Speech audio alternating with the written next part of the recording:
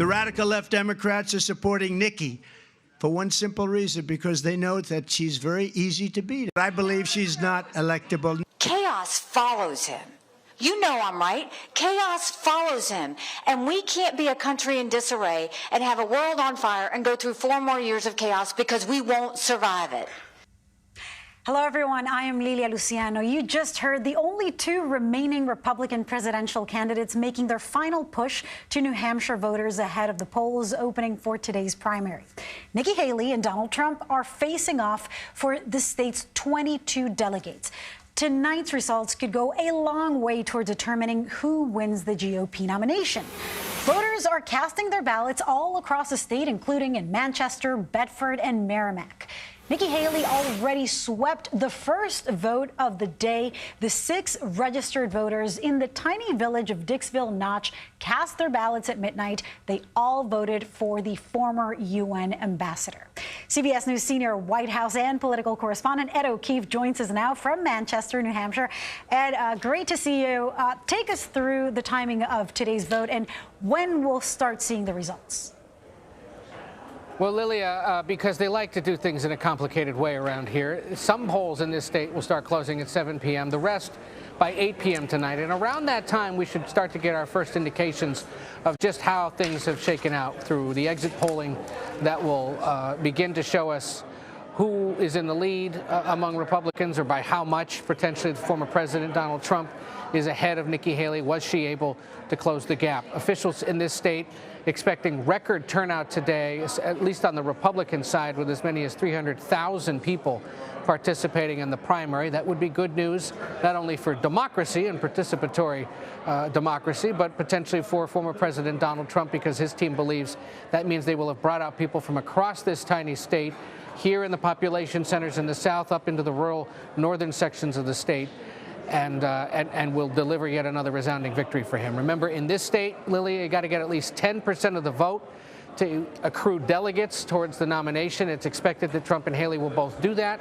It'll just be a question of how much and how close can Haley get to the former president. Recent polling suggests she's still double digits behind him. And what happens if it is double digits? What does that mean for her campaign, seeing as she still hasn't had the primary in her home state of South Carolina?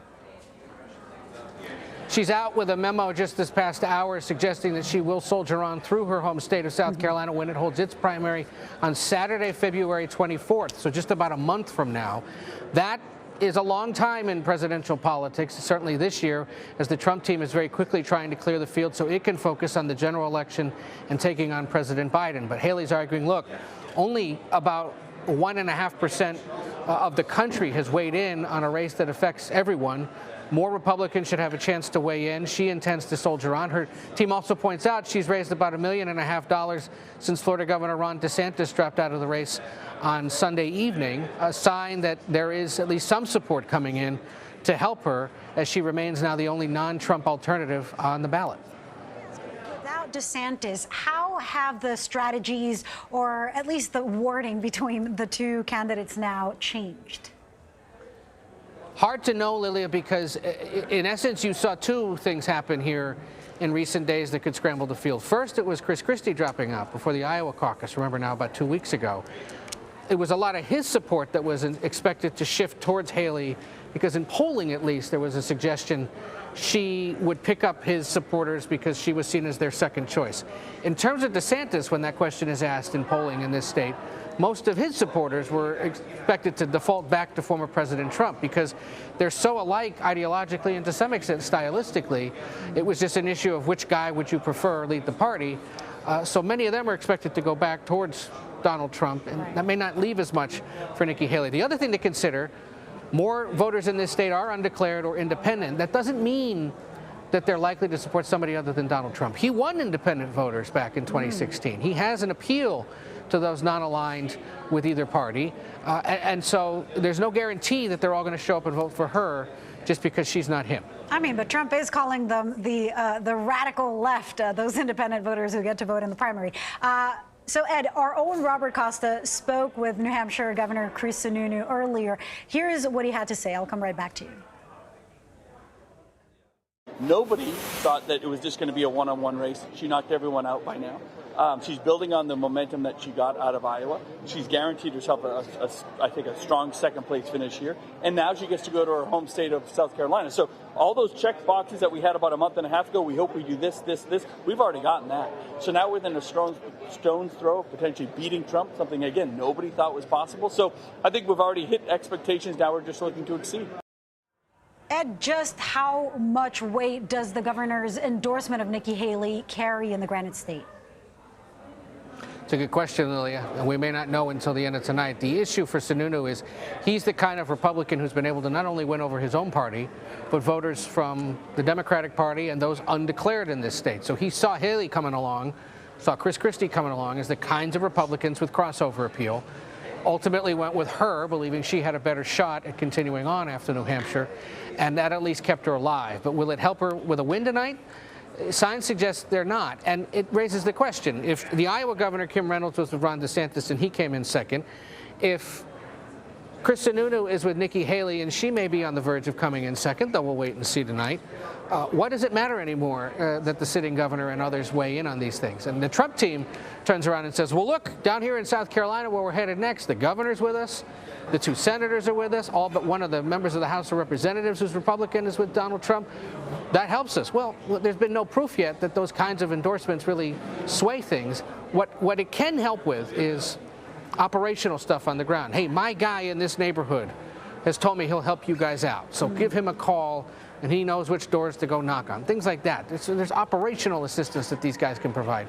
But ultimately, is it going to result in tens of thousands of people showing up because the governor said they support that person? Not necessarily. There's been a mixed track record of those kinds of things helping out over the last several years. What it does give her on the road is a wingman, right? A warm-up act. Somebody who can walk into these communities and say, hey, you voted for me, you know me, this is who I prefer, you should be with her. But it may not matter tonight. We'll see. Ed, let's talk about the leverage and enthusiasm for Democrats. Does the fact that this is a write-in campaign make it any less likely that President Biden will win, or how will that impact the Biden campaign? Well, let's remind people that for New Hampshire, for Democrats in New Hampshire, it doesn't count this year because they're not recognizing New Hampshire as first. February 3rd in South Carolina will be the first primary for Democrats. Supporters of President Biden, however, have launched this write-in campaign arguing they need to demonstrate grassroots support for him in what is the first contest, even if it doesn't count, despite the fact that he's facing formal opposition from a congressman from Minnesota, Dean Phillips, and the activist Marianne Williamson, and a bunch of other people whose names even I can't recall.